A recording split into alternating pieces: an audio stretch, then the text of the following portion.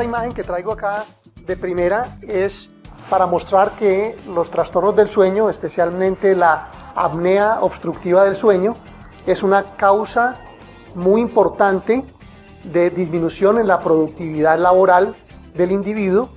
Es causa también de ausentismo y presentismo y adicionalmente está involucrada en el desempeño del individuo en términos de errores procedimentales y aumento de la siniestralidad, especialmente en los individuos que trabajan en transporte o en maquinaria pesada.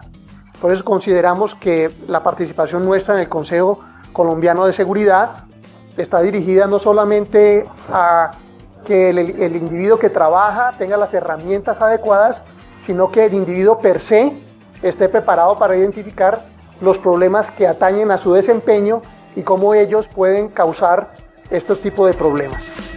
Cuando un individuo ronca es lo siguiente.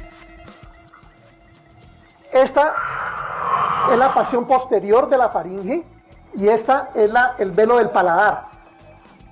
Ahí está en apnea, no respira.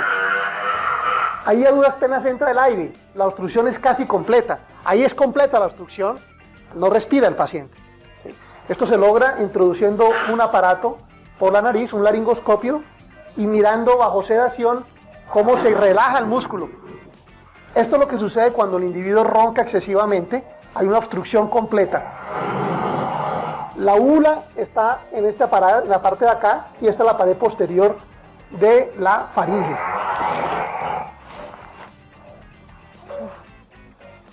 Ahí ya se ve la laringe, que es la parte donde ya está a punto de entrar el aire al pulmón, pero todo lo que se colapsa está antes de ese punto.